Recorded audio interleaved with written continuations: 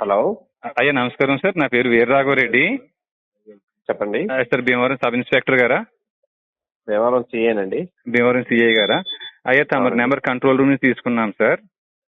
చెప్పండి. ఇది కొన్ని నేరాలకు పాల్పడినందుకు గాను సి నాగరాణి గారని ఈ డిస్ట్రిక్ట్ కలెక్టర్ గారిని party of BNSS part section 43 CRPC memorandum ఇచ్చి అరెస్ట్ చేసామండి. ఎవరినండి? డిస్ట్రిక్ట్ కలెక్టర్ గారినండి. ఆవిడ కలెక్టరేట్ లో ఉన్నారు. ఒకవేళ తమరు మరి ఎవరినైనా పంపిస్తే మేము ఆ ఫిర్యాదు ఆవిడని అప్పచెప్పేసి మీకు అన్ని ఎవిడెన్స్ కావాలంటే ఇస్తాం సార్. అర్థం కాలేదు మీరు చెప్పింది. సార్ 40 కొత్త సెక్షన్ బిఎన్ఎస్ఎస్ ఏదైతే ఉందో ఆ సెక్షన్ ప్రయోగించి కలెక్టర్ గారిని అదుపులోకి తీసుకున్నామండి, నోటీస్ ఇచ్చి. మీరెవరండి? నా పేరు వీరరాఘవరెడ్డి అండి, రామరాజ్యం ఫౌండర్ అండి నేను. ఏదండి? రామరాజ్యం ఫౌండర్ సార్ నేను. మీరు ఎలా తీసుకుంటారు? మరి ప్రైవేట్ అరెస్ట్ అని చెప్పేసి సెక్షన్ 40 చెప్తుంది కదండి బిఎన్ఎస్ఎస్. పాత సెక్షన్ 43 సిఆర్పిసి ఉంది కదండి.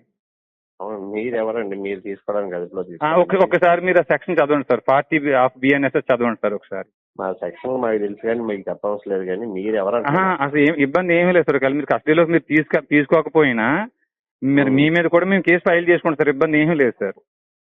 మీరు ఆవిడ కూడా పబ్లిక్ సర్వెంట్స్ అండి. మాకు 21 ఐపీసీ ప్రకారంగా కలెక్టర్ గారు కానీ మీరు కానీ చీఫ్ జస్టిస్ ఆఫ్ ఇండియా కానీ ప్రధానమంత్రి కానీ మీరు అందరూ మాకు పబ్లిక్ సర్వెంట్స్ అండి. మీరు మాకు 154 సిఆర్పిసి కొత్త చట్టం మీకు వచ్చేటువంటి ఏదైతే కాగ్నిజబుల్ అఫెన్స్ ఉందో మీకు రిపోర్ట్ వచ్చినప్పుడు మీరు కేసు కట్టడం మీ బాధ్యత అండి. లలిత్ కుమారి కైండ్లీ అండి. బాబు నీ సెక్షన్ లో అవన్నీ పక్కన పెట్టాయా? నువ్వు 154 ప్రకారం సిఆర్పిసి ఇప్పుడు నాకేమైనా రిపోర్ట్ ఇచ్చావా? మీకు ఇంటిమేట్ చేస్తున్నా సార్, మీకు ఫోన్ చేసి చెప్తున్నాను సార్. మా దగ్గర రిపోర్ట్ రెడీగా ఉంది. ఇంటిమేషన్ కి 154 కి సంబంధం ఏంటి? మేము 100కి డయల్ చేస్తే మీ నెంబర్ ఇచ్చారండి వాళ్ళు. మీరు ఇస్తే మీరు ఎవరన్నా ఇక్కడ పంపిస్తే ఈ పిటిషన్ కూడా ఇస్తాం, కలెక్టర్ గారు కూడా అప్పచెప్తాం. ఇక్కడ అప్పచెప్పి వస్తామండి మేము ఎందుకు పంపిస్తాం అక్కడికి? అంటే మరి ఎవరు 154 సిఆర్పిసి ప్రకారం ఏదో పోలీస్ స్టేషన్ కి వచ్చి కాదు సార్ 43 సిఆర్పిసి ఏదైతే ఉందో చేయాలి.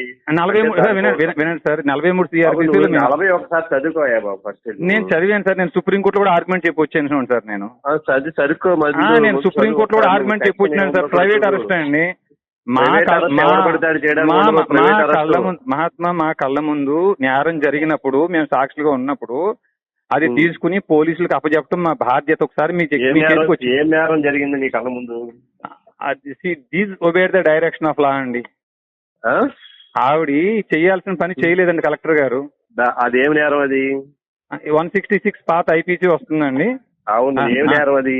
ఏమండి తణుకు అని చెప్పేసి తణుకు దగ్గర తేతల గ్రామం దగ్గర. అయ్యా నేను చెప్పేదేనండి, మీరు సెక్షన్ చదువుకునేటప్పుడు దాంట్లో సుప్రీంకోర్టులో వాదించే ఎక్కడ ఎవడైతే ఒక వ్యక్తి నాన్ బెయిలబుల్ 7 సంవత్సరాల కంటా ఎక్కువ శిక్ష విధించగలిగినటువంటి నేరాలు ఎవడైతే రోడ్డు మీద ఎవరినో మర్డర్ చేసేయడమో లేకపోతే ఎవరినో రేప్ చేసేయడమో చేస్తారు కదా పబ్లిక్ దొంగలు, అటువంటి వాళ్ళ గురించి పబ్లిక్ కి నేరస్తుల్ని అవసరం అయితే ప్రైవేట్ వ్యక్తులు పబ్లిక్ కూడా అరెస్ట్ చేయొచ్చు అని అంటారు. మీరు సెక్షన్ చదువుకున్నప్పుడు క్లియర్ గా చదవాలి. దాంట్లో చదివితే ఉంటది. మీరు వచ్చేసి సీఎం అరెస్ట్ చేసేయడానికి, కలెక్టర్ అరెస్ట్ చేసేయడానికి, ఎస్పీని అరెస్ట్ చేసేయడానికి ఇవ్వాలి ఆ సెక్షన్ మీకు. చెప్పేది మర్డర్ చేసే వ్యక్తి లేకపోతే రేప్ చేసే వ్యక్తి రోడ్డు మీద పారిపోతున్నప్పుడు అతనికి పోలీసులు వచ్చే టైం ఉండదు కాబట్టి అక్కడ ఎమర్జెన్సీ టైంలో పబ్లిక్ అయినా సరే అరెస్ట్ చేయడానికి పెట్టారు. అంటే 7 సంవత్సరాల కన్నా ఎక్కువ నేరం దగ్గర నేరాలు పబ్లిక్ కళ్ళ ముందు చేస్తే అప్పుడు చేయొచ్చు. మీరు అటువంటి మీరు చెప్పింది విన్నాం కదా. ఇప్పుడు మా మాట వినండి. ఇప్పుడు ఏదైతే కాగ్నిజబుల్ అఫెన్స్ ఏమో 154 సిఆర్పిసి అండి, నాన్ కాగ్నిజబుల్ ఏమో 155 సిఆర్పిసి అండి. ఈ రెండింటి మీద లలిత్ కుమారి వర్సెస్ యూపీ గవర్నమెంట్ ఈ కేసులో సుప్రీంకోర్టు ఒక ఆర్డర్ పాస్ చేసింది. 90 పేజీలు 100 పేజీలు జడ్జిమెంట్ ఉంటుందండి. మేము అరెస్ట్ చేసిన వ్యక్తి కాగ్నైజబుల్ అఫెన్స్ పాల్పడినా నాన్ కాగ్నైజబుల్ కు పాల్పడినా ఆ వ్యక్తి బెయిల్ ఇవ్వదగింది అంటే ఇక్కడ మేము కుట్రపూర్తిగా ఈ నేరం చేశారని ఆరోపిస్తున్నామండి. మేము ఒకవేళ కుట్రపూర్తిగా అంటే 120B కూడా వస్తుందండి, 295A కూడా వస్తుందని మేము ఆరోపించినవి. అయితే ఒకవేళ మేము ఇచ్చిన కంటెంట్ కానీ కాగ్నైజబుల్ కాదు, నాన్ కాగ్నైజబుల్ అనుకోండి, మీరు బెయిల్ ఇచ్చి విడుదల చేయొచ్చని మీకు అదే చెప్తుందండి. 43 సిఆర్పిసి చెప్తుందండి. బాబు పోలీస్ స్టేషన్ వచ్చి కంప్లైంట్ అది 154 సార్.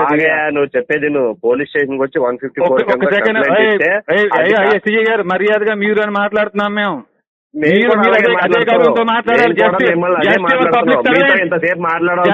పబ్లిక్ సర్వెంట్స్ మీరు పబ్లిక్ సర్వెంట్ కాబట్టి మాట్లాడుతున్నాను. పబ్లిక్ సర్వెంట్ కి నువ్వు చెప్పేది ఏంటి? పబ్లిక్ సర్వెంట్ కి నువ్వు చెప్పేది ఏంటి అంటున్నాను. పబ్లిక్ సర్వెంట్ కి నువ్వు చెప్పేది ఏంటి ఇక్కడ? పబ్లిక్ సర్వెంట్ కి నువ్వు ఎమర్జెన్సీ ఏమన్నా ఉంటే పబ్లిక్ సర్వెంట్ కి ఫోన్ చేయి. నా డ్యూటీ నువ్వేం చేస్తావు? 43 సిఆర్పిసి కొత్త చట్టం బిఎన్ఎస్ సెక్షన్ 40 కి మీరు పెట్టుకుని నేను వస్తున్నాను. ఇప్పుడు నీకు అక్కడే ఉండు. Please come